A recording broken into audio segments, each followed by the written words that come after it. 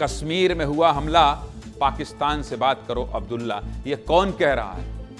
ये कौन कह रहा है? और उमर अब्दुल्ला अभी तो मुख्यमंत्री बने हैं, कहां से पाकिस्तान से बात कर लेंगे? और क्या करना चाहिए? ये बात कैसे उठ गई है? 7 लोगों को मारा है, फिर से आतंकियों ने कायराना हरकत की है, निहत्थे मजदूरों को मार डाला है। 7 निर्दोष लोगों की जान ले ली है, आतंकियों ने जान ले ली है। जम्मू कश्मीर के गांदरबल जिले में आतंकियों ने कल रात फायरिंग कर 7 बेगुनाहों को मौत के घाट उतार दिया। ये सभी सड़क बनाने वाली साइट पर काम कर रहे थे। रात करीब 8 बजे आतंकियों ने ताबड़तोड़ फायरिंग शुरू की, जिसमें 3 मजदूरों सहित 7 लोगों की मौत हो गई। क्या दोष था इनका? क्या गुनाह किया था? जिनमें कश्मीर के एक डॉक्टर भी हैं। अपनों को खोने के बाद परिजनों का रो रो कर बुरा हाल है। दूसरी तरफ इस आतंकी हमले को लेकर लोगों में आक्रोश है, गुस्सा है। लोग पाकिस्तान मुर्दाबाद के नारे लगा रहे हैं, पुतले फूके जा रहे हैं। जम्मू कश्मीर में हुए आतंकी हमले पर पहले ये रिपोर्ट देख लीजिए, फिर विस्तार से बात करेंगे कि आखिर इस पर चर्चा किस तरह से शुरू हुई है। पहले रिपोर्ट देखिए।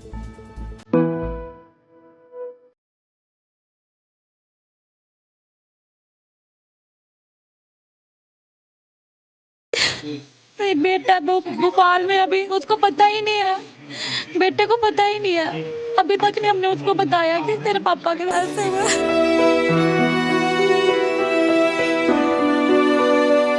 अब मैं क्या करूं? अब मैं अपने आप को संभालूं, अपने फैमिली मेंबर्स को संभालूं। मैं भी इन बच्चों जैसा हूं। अब इन बच्चों, ये बच्चे खेलते कूदते हैं, मैं क्या करूं?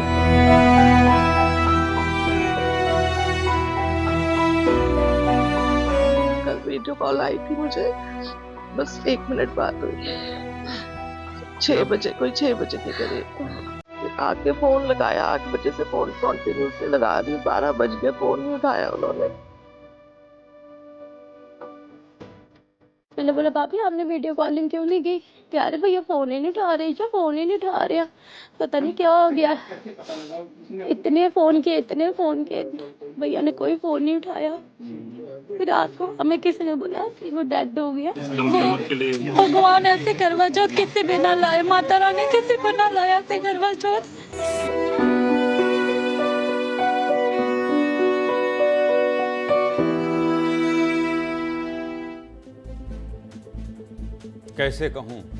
कैसे कहूं जो एक महिला कह रही है, ऐसा करवा चौथ किसी को ना देना।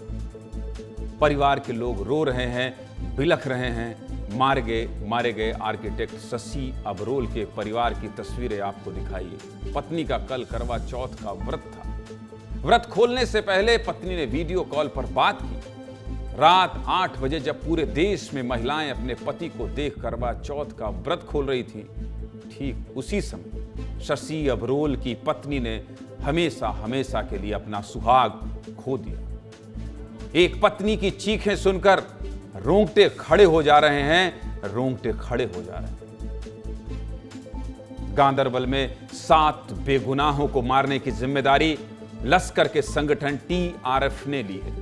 सूत्रों के मुताबिक TRF चीफ शेख सज्जाद गुल इस हमले का मास्टरमाइंड था। 2020 के बाद TRF टारगेट किलिंग की ज्यादातर घटनाओं में शामिल रहा है।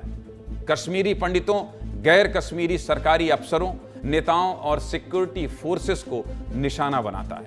जम्मू कश्मीर से आर्टिकल 370 हटने के बाद TRF एक्टिव है। इस आतंकी हमले में 2 से 3 आतंकियों के होने की संभावना है। इन आतंकियों ने 1 महीने टनल कीरे की, फिर इस आतंकी हमले को अंजाम दिया। कश्मीर में सक्रिय इस आतंकी संगठन ने पिछले 1.5 साल में कश्मीरी पंडितों, सिखों और गैर कश्मीरियों को निशाना बनाया है। आर्टिकल 370 हटाए जाने के बाद 16 अक्टूबर को पहली बार केंद्र शासित जम्मू कश्मीर में सरकार बनी है। और सरकार बनने के बाद 4 दिन बाद ही आतंकियों ने इतने बड़े हमले को अंजाम दे दिया। 10 साल बाद जम्मू कश्मीर में शांति से चुनाव हो गया। दहशतगर्दों का जो मंसूबा था वो चकनाचूर करके नई सरकार भी बन गई। बढ़ते कश्मीर, नए कश्मीर को देखकर दुश्मन परेशान है। यही वजह है कि नई सरकार के गठन के 4 दिन बाद ही आतंकी हमला कर 7 लोगों को मार दिया। इस आतंकी हमले पर नेताओं का बयान भी आया है, सुनिए। क्या क्या कह रहे हैं कौन सी पार्टी के नेता, सुनाइए।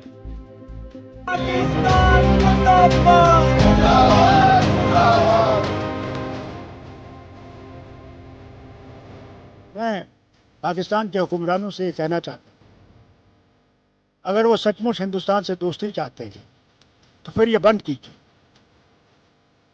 कश्मीर पाकिस्तान नहीं बनेगा, नहीं बनेगा, नहीं बनेगा। उमर अब्दुल्ला मुख्यमंत्री, राहुल गांधी संरक्षक, फारूक अब्दुल्ला डायरेक्टर, अब पाकिस्तान से बात करेंगे। कि जहाँ तक ताल्लुक है हालात को सुधारने पड़ेंगे और सुधरेंगे और टाइम लगेगा थोड़ा। हम चाहते हैं ये जो ताकतें हैं ये वो सतर्क हो जाएं, वो जितना भी कमज़ोर करने की कोशिश करें हिंदुस्तान को। हमारी आर्मी, हमारी पैरामिलिट्री फोर्सेस वो बहुत सक्षम है, उससे लड़ेंगे और इनको करारा जवाब देंगे। ये मानवता का कत्ल किया गया है, इंसानियत को तार तार किया गया है।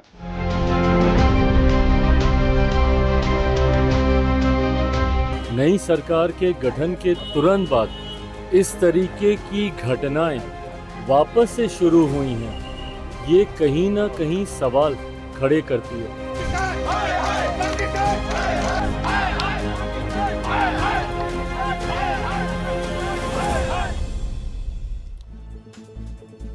गांदरबल आतंकी हमले में मध्य प्रदेश के सीधी के रहने वाले अनिल शुक्ला ने भी अपनी जान गंवा दी। अनिल शुक्ला के मौत की खबर मिलते ही परिवार में मातम छा गया। अनिल शुक्ला का गांव परिजनों के चित्कार से गूंज उठा।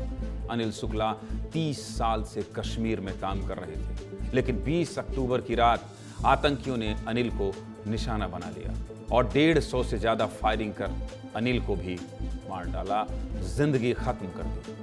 अनिल शुक्ला की मौत पर मध्य प्रदेश के मुख्यमंत्री डॉक्टर मोहन यादव ने भी दुख व्यक्त किया है और मृतक के परिजनों को 5 लाख की आर्थिक मदद देने का भी ऐलान किया है। बहुत दुखद घटना थी, बहुत दुखद घटना थी और मुझे लगता है कि देश में हो रही सियासत और आगे ऐसा ना हो, इस पर दिल्ली में भी चर्चा शुरू हो गई है और इसलिए मुझे दिल्ली जाना पड़ेगा। अमृत मेरे सहयोगी, आज मैं सुबह दिल्ली में ही था, अमृत के साथ ही था। जब ये खबर आई तो हम लोग चर्चा कर रहे थे कि अमृत रात में बात होगी, विस्तार से बात होगी। इस घटना के बाद किस तरह की चर्चा हो रही है और कैसे इस पर नियंत्रण लाया जाएगा। नई सरकार का गठन हो गया है। अमृत तिवारी दर्शकों को विस्तार से बता दीजिए। ज्ञानेंद्र जी, देखिए इसको 3 पहलू में देखना जरूरी है इस पूरे घटनाक्रम को। एक तो जो TRF की द रेजिस्टेंट फ्रंट नाम से एक ऑर्गेनाइजेशन है जिसने इसकी जिम्मेदारी ली है, वो ऐसा टेररिस्ट संगठन है जो लश्कर तैयबा, जैश ए मोहम्मद से कोलैबोरेट करके बना है और इसका अस्तित्व जो है वो 2020 के बाद आता है, जब 370 जो है कश्मीर से ख़त्म हो चुका है और लगातार वहाँ पर केंद्र की नीतियाँ अपनी जड़ें जमाने लगती हैं। उसके बाद से टारगेट किलिंग शुरू होती है और पहले जो है कश्मीरी पंडितों को निशाना बनाया जाता है, फिर बाद में जो भी गैर पंडित हैं, चाहे जो बाहरी राज्यों से गए हैं, उनको निशाना बनाया जाता है। इस पूरे मामले में देखेंगे कि अभी कुछ ही दिन पहले पाकिस्तान में नवाज शरीफ ने अनुरोध किया था कि दोनों देशों के ताल्लुकात बेहतर होने चाहिए। जब एस जयशंकर वहां पे पहुंचे थे और एक जब बैठक हुई थी, पूरे देश जितने भी एशिया से, चाइना से जुड़े, शंघाई कोऑपरेशन से जुड़े हुए जो देश थे, वहां पे मीटिंग के दौरान उन्होंने अलग से ये बात कही थी। उसके बाद ही देखिए किस तरह के जो है परिणाम सामने आते हैं। यानी कि प्रधानमंत्री मोदी ने इससे पहले जो कहा था कि पाकिस्तान में एक ऐसा डीप स्टेट बैठा है जो एक तय ही नहीं करने देता कि बातचीत करें तो आखिर किससे करें। इसके पहले देखेंगे जब अटल बिहारी वाजपेयी लाहौर बस यात्रा लेकर गए थे तो कारगिल हो गया था। नरेंद्र मोदी जब उनके बेटी की शादी में पहुंचे थे तो पठानकोट हो गया था और अब जब एस जयशंकर पहुंचे तो उसके ठीक बाद देखेंगे तो यह टनल में जो है एक बहुत बड़ा जो कहा जाए कायराना हरकत आतंकियों की तरफ से की जाती है। अमृत रोकना होगा, अमृत रोकना होगा, रोकना होगा, रोकना होगा। पाकिस्तान के वजीर आजम, आपको आगे आकर नियंत्रण करना पड़ेगा। शहबाज शरीफ अपने भाई से कहिए, ये बदल चुका है ये हिंदुस्तान। जम्मू कश्मीर में एक बार फिर चुनाव हो गया है और याद रखिएगा, अगर ये हरकत जारी रही तो भारत पलट कर जवाब देगा। विदेश मंत्री ने कह दिया है पाकिस्तान में साफ साफ। बहुत शुक्रिया आपका अमृत।